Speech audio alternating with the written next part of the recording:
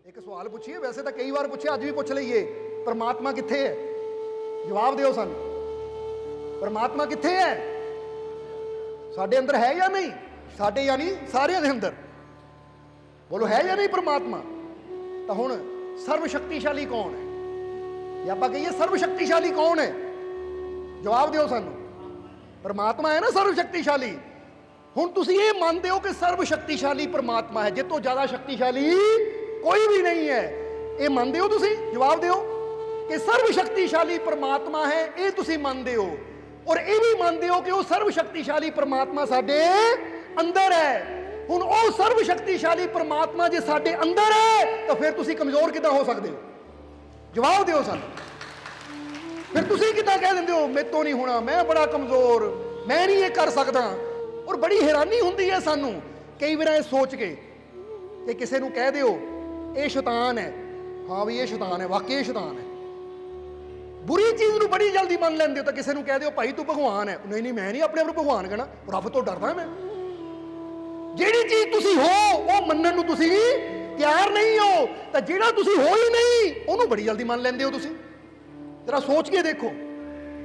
और यही सब तो बड़ी साडी ना समझी है, यही चीज़ साडी अकल ते पर्दा पा दिंदी है कि जदों कहिए कि रब साडे अंदर है, उहते असीं पूरा विश्वास नहीं करते, पर शैतान साडे अंदर है, अपने आप नूं शैतान बड़ी जल्दी मान लैंदे कि मैं तो बड़ा पापी, मैं बड़ा बुरा। बोलो समझदे हो कि नहीं? हुण जो असीं मन लैंदे आ उदां दे कर्म असीं करने शुरू कर दिंदे हैं। ये गल याद रखो।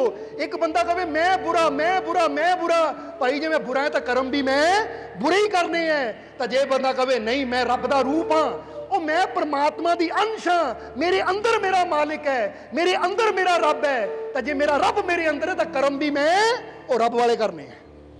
क्योंकि जो असीं अपने आप नूं मन लैंदे हैं उही कर्म करना शुरू कर दिंदे हैं। ये गल याद रखो। इसलिए जे मनदे हो कि वो सर्वशक्तिशाली परमात्मा साडे अंदर है, जे मनदे हो कि वो परमात्मा साडे रोम रोम च है, तो फिर अपने आप नूं कमजोर ना मनो।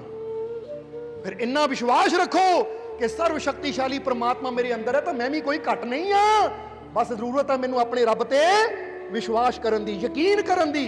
क्योंकि वो शक्ति तो मेरे अंदर है, पर मैं उस शक्ति का उपयोग क्यों नहीं कर पाता? क्योंकि मैनूं अपनी शक्ति ते विश्वास ही नहीं है।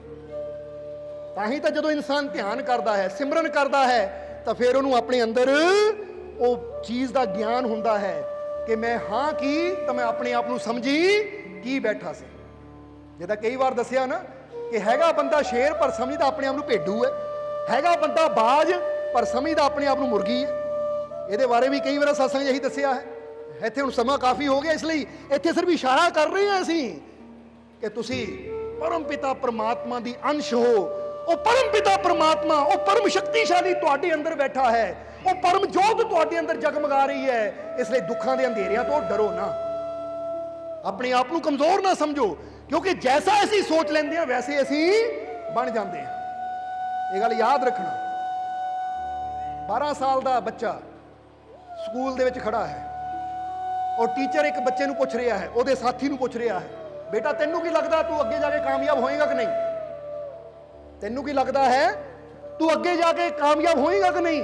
तो बच्चा कहता है, कहता मास्टर जी मैनूं लगता मैं कामयाब नहीं हो सकता, क्योंकि मेरे अंदर कोई गुण ही नहीं है, मेरे अंदर कोई खूबी नहीं है, मैनूं नहीं लगता मैं जीवन च कभी कामयाब होऊंगा। तो टीचर ने कहा बेटा गल तेरी सही है, तू कभी कामयाब नहीं होना, चला जा। ਉਹਦੇ ਪਿੱਛੇ ਦੂਜਾ ਬੱਚਾ ਖੜਾ ਸੀ, ਟੀਚਰ ਨੇ ਉਹਨੂੰ ਬੁਲਾਇਆ, ਉਹਨੂੰ ਪੁੱਛਿਆ ਹਾਂ बेटा तू दस ਤੈਨੂੰ ਕੀ लगता है तू कामयाब होएगा जीवन च?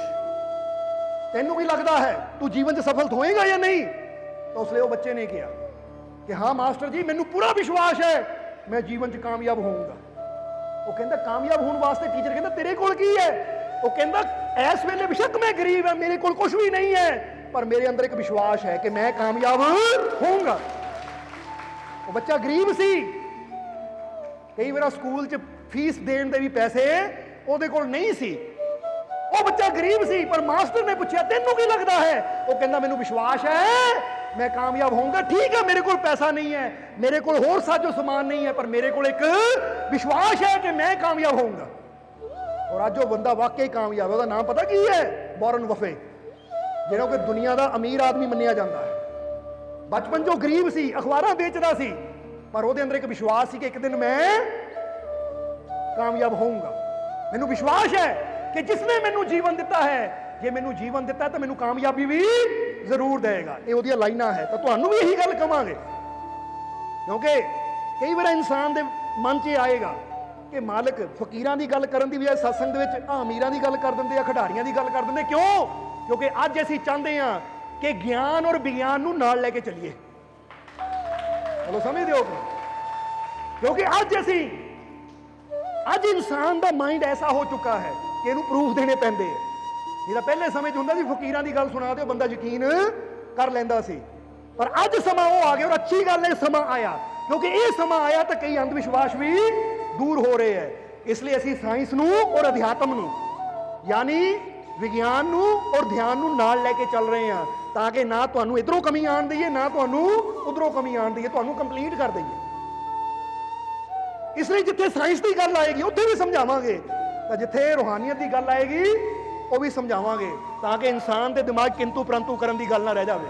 ਇਸ ਲਈ ਵਾਰਨ ਬਫੇ ਦੀ ਗੱਲ ਕੀਤੀ ਕਿ ਜੇ ਬਚਪਨ 'ਚ ਇੱਕ 12 ਸਾਲ ਦਾ ਬੱਚਾ ਵਿਸ਼ਵਾਸ ਕਰ ਸਕਦਾ ਹੈ ਕਿ ਮੈਨੂੰ ਵਿਸ਼ਵਾਸ ਹੈ ਆਪਣੇ ਰੱਬ ਤੇ ਕਿ ਜਿਸਨੇ ਮੈਨੂੰ ਪੈਦਾ ਕੀਤਾ ਮੈਨੂੰ ਕਾਮਯਾਬੀ ਵੀ ਜ਼ਰੂਰ ਦੇਗਾ, ਜੇ 12 ਸਾਲ ਦਾ ਬੱਚਾ ਵਿਸ਼ਵਾਸ ਰੱਖ ਕੇ ਅੱਜ ਦੁਨੀਆ ਦਾ ਅਮੀਰ ਆਦਮੀ ਬਣ ਸਕਦਾ ਹੈ, ਕਾਮਯਾਬ ਆਦਮੀ ਬਣ ਸਕਦਾ ਹੈ, ਤਾਂ ਤੁਸੀਂ ਕਿਉਂ ਨਹੀਂ? ਬਸ ਜ਼ਰੂਰਤ ਹੈ ਸਾਨੂੰ ਵੀ ਉਹ ਵਿਸ਼ਵਾਸ ਰੱਖਣ ਦੀ ਕਿ ਜੇ ਉਸ ਮਾਲਿਕ ਨੇ ਮੈਨੂੰ ਜ਼ਿੰਦਗੀ ਦਿੱਤੀ ਹੈ, ਜੇ ਮਾਲਿਕ ਨੇ ਮੈਨੂੰ ਬਣਾਇਆ ਤਾਂ ਮੈਨੂੰ ਐਵੇਂ ਨਹੀਂ ਬਣਾ ਦਿੱਤਾ, ਕਿਉਂਕਿ ਰੱਬ ਕੋਈ ਵੀ ਚੀਜ਼ ਐਵੇਂ ਨਹੀਂ ਬਣਾਉਂਦਾ। ਜੇ ਉਹਨਾਂ ਮੈਨੂੰ ਪੈਦਾ ਕੀਤਾ ਹੈ ਤਾਂ ਮੈਨੂੰ ਯਕੀਨ ਹੈ ਉਸ ਤੇ ਕਿ ਮੇਰੇ ਜੀਵਨ 'ਚ ਖੁਸ਼ੀਆਂ, ਕਾਮਯਾਬੀ, ਸਫਲਤਾ ਵੀ ਉਹ ਜ਼ਰੂਰ ਦੇਗਾ। ਅੱਜ ਦੱਸੋ ਤੁਹਾਨੂੰ ਕਾਮਯਾਬੀ ਚਾਹੀਦੀ ਹੈ ਨਹੀਂ? ਸਫਲਤਾ ਚਾਹੀਦੀ ਹੈ ਨਹੀਂ? ਖੁਸ਼ੀਆਂ ਚਾਹੀਦੀਆਂ ਜਾਂ ਨਹੀਂ? ਤਾਂ ਫਿਰ ਵਿਸ਼ਵਾਸ ਰੱਖੋ ਆਪਣੇ ਮਾਲਿਕ ਤੇ ਕਿ ਜਿਸਨੇ ਮੈਨੂੰ ਜ਼ਿੰਦਗੀ ਦਿੱਤੀ ਹੈ, ਉਸ ਮਾਲਿਕ ਦੇ ਦਰ ਤੇ ਮੈਂ ਆ ਗਿਆ ਹਾਂ, ਤਾਂ ਮੈਨੂੰ ਯਕੀਨ ਹੈ ਮੈਨੂੰ ਕਾਮਯਾਬੀ ਜ਼ਰੂਰ ਮਿਲੇਗੀ। ਤਾਂ ਜਿਹਦੇ ਅੰਦਰ ਵਿਸ਼ਵਾਸ ਹੈ ਫਿਰ ਜਾਓ, ਕਾਮਯਾਬੀ ਮਿਲ ਹੀ ਗਈ, ਮਿਲ ਗਈ ਕਾਮਯਾਬੀ, ਕਿਉਂਕਿ ਵਿਸ਼ਵਾਸ ਦੇ ਨਾਲ ਹੀ ਤਾਂ ਦਰਵਾਜ਼ੇ ਖੁੱਲਦੇ ਆ ਸਾਡੇ ਵਾਸਤੇ। ਇਸ ਲਈ ਆਪਣੇ ਅੰਦਰ ਵਿਸ਼ਵਾਸ ਰੱਖੋ, ਇਹ ਯਕੀਨ ਰੱਖੋ ਜੇ ਅੱਜ ਤਕਲੀਫ ਹੈ, ਦੁੱਖ ਹੈ, ਤਾਂ ਇਹ ਯਕੀਨ ਰੱਖੋ ਮੈਨੂੰ ਯਕੀਨ ਹੈ ਆਪਣੇ ਮਾਲਿਕ ਤੇ ਕਿ ਮੇਰੇ ਸਾਰੇ ਦੁੱਖ ਦੂਰ ਹੋ ਗਏ, ਮੇਰੀਆਂ ਝੋਲੀਆਂ ਖੁਸ਼ੀਆਂ ਨਾਲ ਭਰ ਗਈਆਂ। ਮੈਨੂੰ ਵਿਸ਼ਵਾਸ ਹੈ ਆਪਣੇ ਮਾਲਿਕ ਤੇ। ਬਸ ਐਸਾ ਵਿਸ਼ਵਾਸ ਚਾਹੀਦਾ ਜਿੱਦਾਂ ਭਗਤ ਪ੍ਰਹਲਾਦ ਨੂੰ ਸੀ, ਤਾਂ ਹਰ ਮੁਸ਼ਕਿਲ 'ਚ ਰੱਬ ਨੇ ਉਹਦੀ ਰੱਖਿਆ ਕੀਤੀ।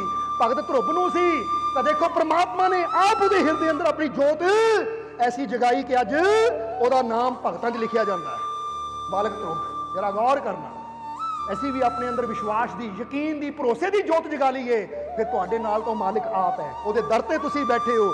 ਔਰ ਜਿਹਨੂੰ ਮਾਲਿਕ ਦਾ ਸਾਥ ਮਿਲ ਗਿਆ ਉਹਨੂੰ ਫਿਰ ਕੋਈ ਚਿੰਤਾ, ਕੋਈ ਡਰ ਰਹਿ ਹੀ ਨਹੀਂ ਜਾਂਦਾ। ਇਸ ਲਈ ਇੱਕ ਗੱਲ ਆਪਣੇ ਦਿਲ 'ਚ ਲਿਖ ਲਓ कि साथ जब से है तुम्हारा मिल गया, डूबते दिल को किनारा मिल गया, क्या जरूरत अब सहारों की मुझे जब मुझे तेरा सहारा। जो मैनू तेरा सहारा मिल गया हुण मैनू सहारियां दी जरूरत नहीं है, क्योंकि मैनू विश्वास है मेरा मालिक मेरे नाल है, मेरा मालिक मेरे। तो ये विश्वास रखो तो मालिक तुहाडियां झोलियां, रहमतां, बरकतां, खुशियां